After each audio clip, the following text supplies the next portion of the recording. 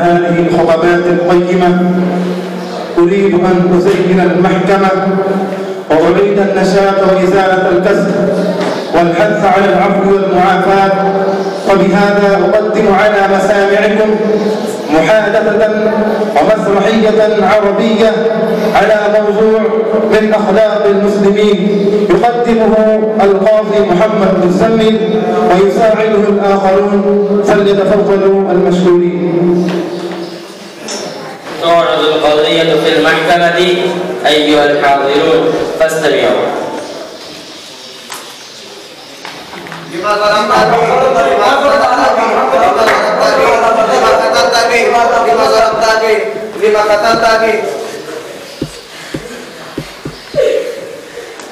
هذا الشاب قتل أبانا فجئنا به إليك لتقتله. جريمة كبيرة أيها الشاب، ألا تعلم أن الإسلام يعاقب على قتل العمد بالقتل؟ أرجو أن تسمع قصتي يا أمير المؤمنين ثم تأمر بما ترى. قصة أنك قتلت شيخا كبير السن وقبضنا عليك ولم نقتلك وأخبرناك إلى أمير المؤمنين. اسكت الآن فقد هضمت قولك وإني أريد أن أسمع منك. يا أمير المؤمنين، كنت أمشي خلف جمالي وكان فيها جبل طويل، مر بالجمال بحديقة فأخذت تأكل منها فضربتها لأبعدها، ولكن الجمل القوي أبطأ قليلا. ثم ماذا؟ خرج من الحديقة شيخ كبير وتناول حجرا ضخما رمى به رأس جبلي فسقط على الأرض ميتا.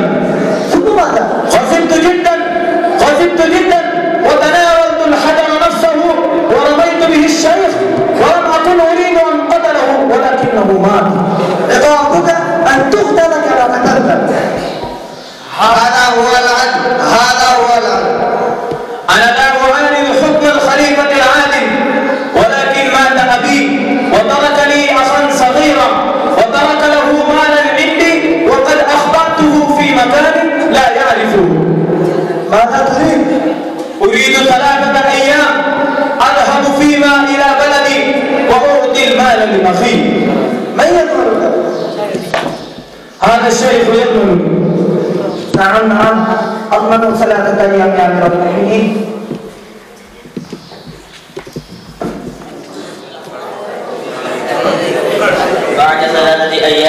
بعد 3 أيام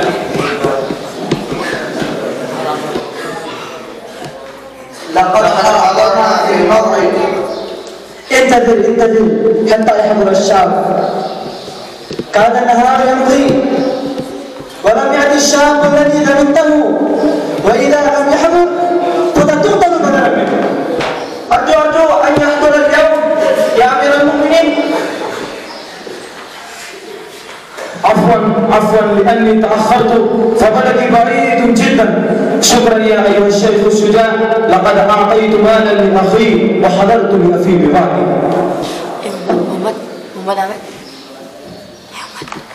تنازلنا عن حقنا يا أمير المؤمنين وعرفنا هذا بعد شهر الأيام.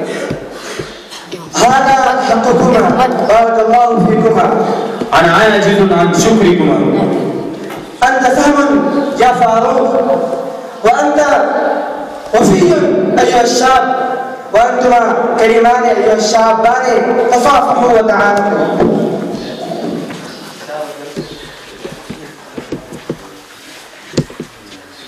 ما شاء الله. هذا ما شاء الله.